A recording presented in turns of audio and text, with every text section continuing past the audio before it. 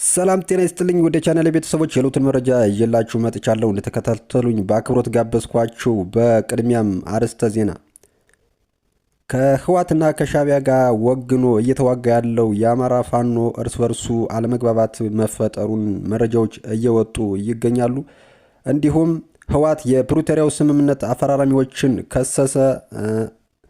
እንዲሁም ዛሬ በአረርቲ ከተማ ለህንፃ ግንባታ የተረበረበ እንጨት በመደርመሱ እስካሁን ከ30 ሰዎች በላይ ህይወታቸው ማለፉ ተገልጿል ማለት ነው። እንዲሁም የናይል ተፋሰስ ሀገራት ላይ ስጋት ደቅኗል ሲሉ የነበሩ ሚዲያዎች አሁን ላይ ለሀገሪቱ በረከት ይዞ ስለመምጣቱ እየተተነተነ ይገኛል። ይህን ይመስላል። ወደ ዝርዝር መረጃው የምናልፍ ነው የሚሆነው። በድጋሚ አብራችን ቆዩ።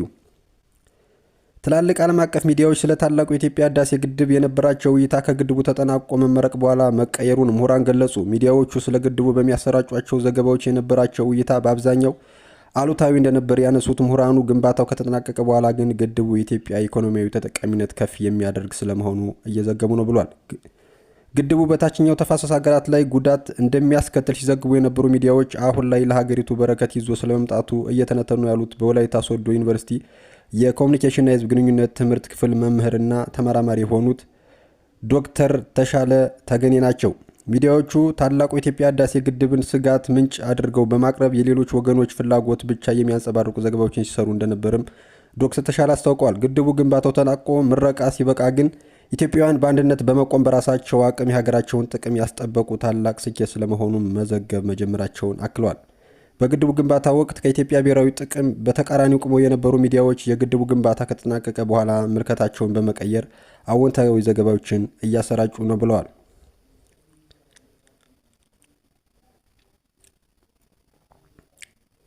ህወሓት የፕሪቶሪያ የሰላም ስምምነት ዋስትና ሰጪ የሆኑ አሜሪካ፣ የአውሮፓ ህብረት፣ አፍሪካ ህብረት፣ የተባበሩት መንግስታት ድርጅት የገቡበት ቃል ተግባራዊ ሳያደርጉ ቀርተዋልም ሲሉ ከሰሰ።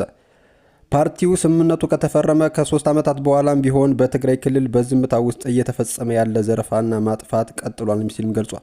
ህወሓት መስከረም 19 ቀን 2018 ዓ.ም ባወጣው መግለጫ በክልሉ እየተፈጸመ ነው ያለው ውድመት ለማስቆም ዓለም አቀፍ ማህበረሰቡ ጣልቃ እንዲገባም አሳስቧል። አክሎም ዓለም አቀፍ ማህበረሰቡ አሁን እርምጃ እንዲወስድ እንጠይቃለን። የትግራይ ውድመት በዝምታ እንዲቀጥል አትፍቀዱ። ለሰላም የገባችሁትን ቃል አክብሩ። ንጹሃንን ጠብቁናም ሌላ አሳዛኝ ክስተት እንዳይከሰትም ተከላከሉ ብሏል። ፓርቲው ተፈናቃዮቹ ወደ ቀያቸው እንዲመለሱና የተያዘው ቦታ እንዲለቀቁ ለማስቻል በህዳር 2022 የተፈረመው የፕሪቶሪያው ስምምነት በአብዛኛው ሳይተገበር ቀርቷል ብሏል። መግለጫው አብዛኞቹ ድንጋጌዎች ተፈጻሚ አልተደረጉም፣ ተፈናቃዮች ሳይመለሱ ቀርተዋል፣ የተያዙ ቦታዎችም አልተለቀቁም፣ አደጋው እየከፋ ሄዶ በዝምታ ውስጥ እየተፈጸመ ያለው ዘር ማጥፋትም ቀጥሏል ሲል አክሏል። በተጨማሪም ፓርቲው ዋስትና ሰጪዎች ኃላፊነታቸውን መወጣት አለመቻላቸውን በማውገዝ የፕሪቶሪያው ስምምነት ሙሉ በሙሉ እንዲተገበር ኃይሎች ከያዙት ቦታ በአስቸኳይ ለቀው እንዲወጡና ተፈናቃዮች በሰላም እንዲመለሱም ጠይቋል። በአማራ ክልል በሰሜን ሸዋ ዞን በምንጃር ሸንኮራ ወረዳ በአረርቲ ከተማ አስተዳደር አረርቲ ማርያም ቤተክርስቲያን ዓመታዊ ክብረ በዓል እየተከበረ ነበር። በዓሉም አስመልክቶ ከጠዋቱ 1 ሰዓት ከ45 ላይ እየተሰራ ያለው የቤተክርስቲያን እየተጎበኘ ባለበት ሰዓት ለፊኒሽንግ ስራ የተረበረበው እንጨት ተደርምሶ በርካታ ምዕመናን ላይ የሞትና የአካል ጉዳት አድርሷል። አረርቲ ከተማ ሰላምና ጸጥታ መምሪያ ኃላፊ አቶ አጥናፉ አባተ ለቢሲ እንደገለጹት በአካባቢው በየዓመቱ በድምቀት የሚከበረው የድንግል ማርያም በዓልን አስመልክቶ በርካታ ምዕመናን በአካባቢው ይመጣሉ። ዛሬ ከማለዳ 2 ሰዓት ላይ በቤተ ክርስቲያኑ ግንባታ ህንፃ መውጣጫ እንጨት ርብራብ መናድ አደጋ በርካቶች መጎዳታቸውንም አንስተዋል። የጉዳቱ መጠን ከፍተኛ በመሆኑ እና ከእንጨት ርብራቡ ስር ያልወጡ ሰዎች በመኖራቸውን ጉዳቱ መጠኑን መገመት አስቸጋሪ ነው ያሉት ኃላፊው እስካሁን የ30 ሰዎች ህይወት ማለፉ በሆስፒታሉ ተረጋግጧልም ሲሉ አስታውቋል። በተጨማሪም 55 ሰዎች ላይ መካከለኛና እስከ ከፍተኛ ጉዳት መድረሱንም ገልጸዋል። ለተጎጂዎቹ የመጀመሪያ ሕክምና በአንድ ሆስፒታልና በ4 ጤና ጣቢያዎችም እየተሰጠ ነውም ብለዋል።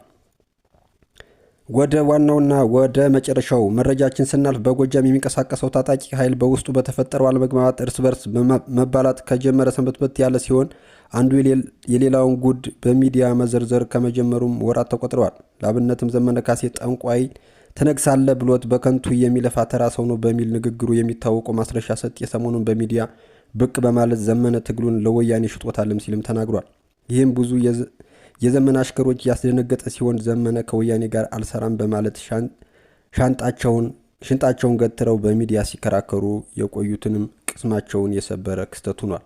ማስረሻ የአማራን ሕዝብ ለጠላት አሳልፎ ሰጥቷል በሚል ባስተላለፈው ንግግሩ ዘመንና ጀሌዎቹ የሚያራምዱትን የፖለቲካ አስተሳሰብም አብጠልጥሏል። በዚህም መነሻችን እና መድረሻችን አማራ ማለት አማራን ከሌላው ኢትዮጵያዊ ከመገንጠል ውጭ ምንም የማይፈይድ የእብደት ሀሳብ ነው ሲሉም ተደምጠዋል። በተጨማሪ ማስረሻ እሱ የሚመራው ቡድን ከዚህ በኋላ ዋና ትኩረቱ የወያኔ ፈረስ የሆነውን የዘመነ ካሴ ቡድን በማጥፋት ላይ ያደረገ ይሆናልም ብሏል። ቃል በቃልም ዘመንና ጀሌዎቹ ለበሰበሰ ቅንቡላ ሲሉ የፋኖን ትግል ለወያኔ አሳልፈው ሰጠውታልም ሲሉም ተደምጧል።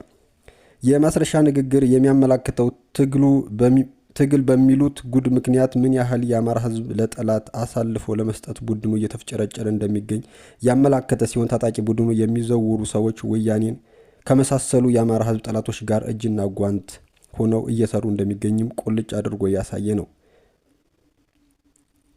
ውድ የቻናሌ ቤተሰቦች የዕለቱ መረጃ ይህን ይመስላል። በሌላ መረጃ እስከምንገናኝ ላይክና ሸር እያደረጋችሁ እንዲሁም አዳዲስ የሆናችሁ ሰብስክራይብ እያደረጋችሁ አዳዲስ መረጃዎች ዕለት እንዲደርሷችሁ ቤተሰብ እንድትሆኑ ስል በአክብሮት ጠይቃለሁ። ከጫፍ እስከ ጫፍ ሰላም ለኢትዮጵያና ለሕዝቦቿ ይሁን። መልካም ጊዜ